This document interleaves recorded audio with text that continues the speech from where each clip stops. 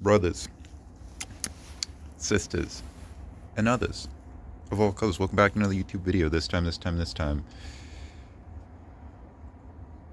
Um, yeah, we're talking about the right, the nature of criticism. Okay, good old criticism.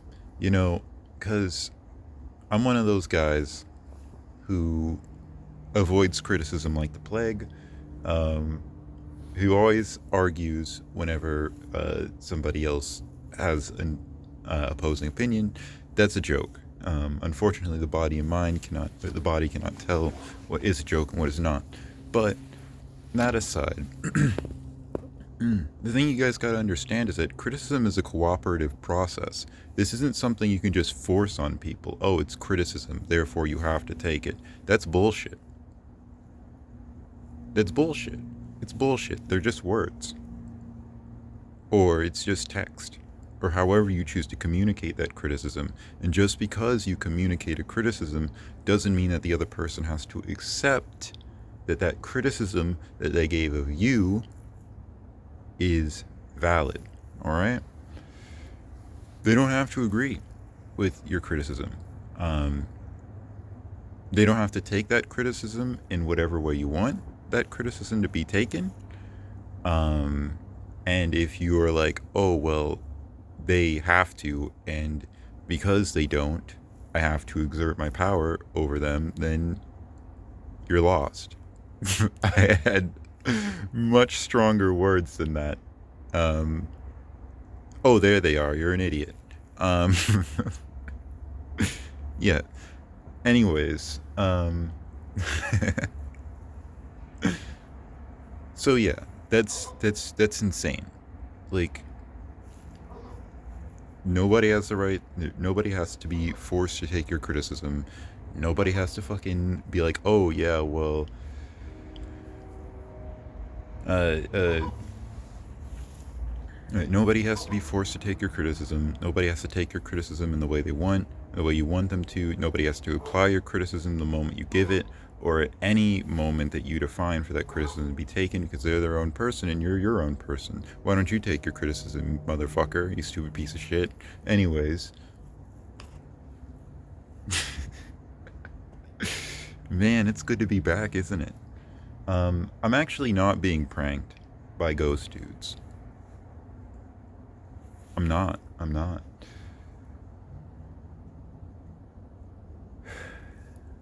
It was all just it was all just an illusion. It was all just an illusion. Anyways, back to criticism and practical matters, okay? So yeah, the thing is with criticism is that it's a cooperative process. It's not something you use to gain power over someone.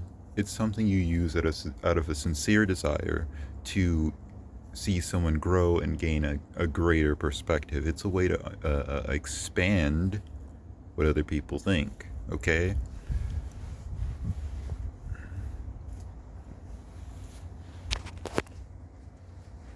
That's how you use criticism.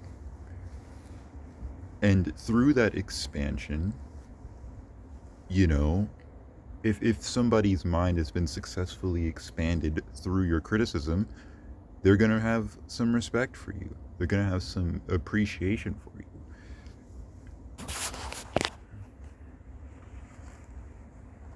They're going to acknowledge you. They're going to like you.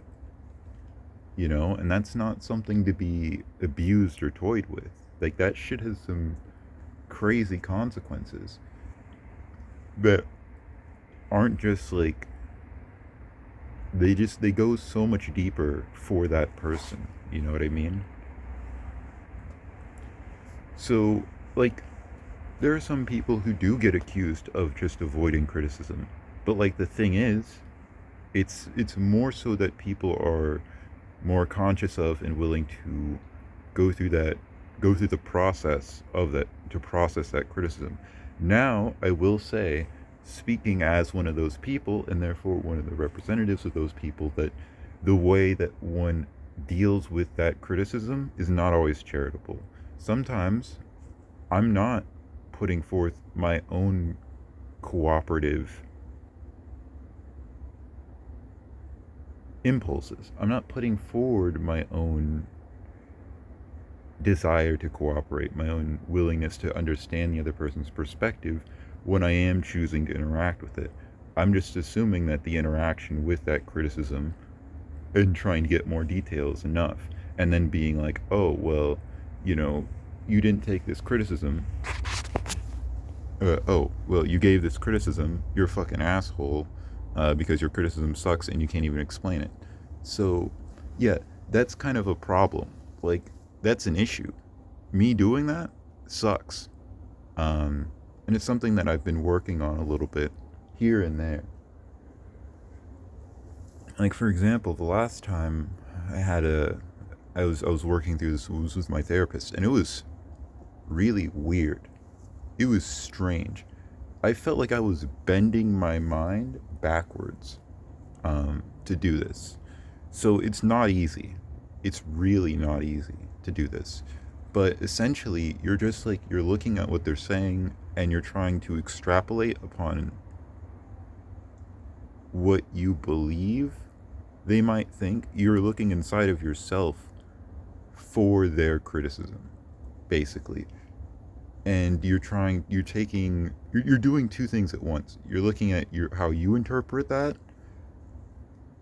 You're looking at how they might interpret that, and you're trying to figure that out within yourself. Like, it's really fucking hard and very draining and mentally just destroy. It's tough. It's tough, and I'm not saying that to deter you, or at least I hope that doesn't deter you from taking criticism, but uh, um, interacting with criticism properly.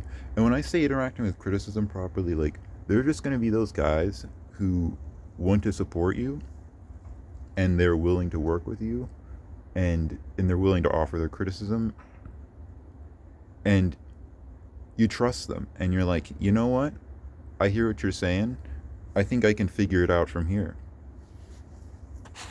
right? So this isn't about like your best friend or your mentor or your teacher or somebody like that.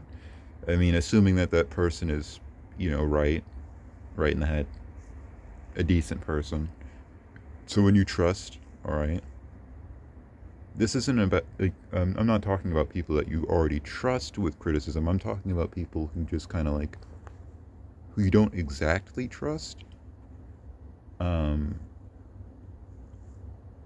for whatever reason, right? Now, there are varying levels of insecurity. It could be like, oh, there's more insecurity here, or there's less insecurity here in this criticism. So like there's different levels to this. But I'm saying like the more insecure the critic, you know, the more you might have to work around that mentally. The more you might have to be like, look, all right, so here's what you're trying to tell me, right? And look, I get it. Motherfuckers are rude as shit sometimes, especially people who, are offering unsolicited, unwarranted criticism. Because that's another thing. You can opt in and out of criticism. It doesn't make you weak. It doesn't make you stupid. It doesn't make you obstinate or, a coward who's immune to change. It just means that you value your space and you value, like, your autonomy and you're willing to work through whatever you're going through. And sometimes people can just offer criticism in the most, like, bullshit ways possible. And, like, fuck that. Like, it's okay to just not have the mental space to want to put up with that bullshit at that time, and to work through that at your own pace instead of at somebody else's pace. Because again, criticism is cooperative. This is a two-player process. This isn't a thing where like one person controls another. And that's another crazy thing. We can't look at positivity as something you need to use to like control somebody, right? If you see a positive, like, what happens with positive responses is that they create a positive feedback loop. It's the same thing. It's It's actually the same thing. Positive responses create positive feedback loops. This perpetuates things. Now, with that principle in mind, um, we can see the mechanism of control in this situation where somebody's like, okay, well, if you do not, the acceleration there, the force of that acceleration towards like respect and trust, the person who's using this criticism in a controlling way is essentially trying to hijack that process, hijack the positivity of that interaction between like a critical experience between two trusting people. And they're trying to be like, okay, well, I can shortcut this and I can get trust and respect by being a fucking asshole and just being critical without really having anything to say, and trying to force people into taking my advice. So yeah, criticism, as I've said, is something that you can consent to, and it's something that is a consensual, mutual process. This isn't a one-sided thing, where one person just says something, and the other person has to agree, or they have to be like, "No, you're wrong." Right? Anyways, that's all I had to say for this video. Peace.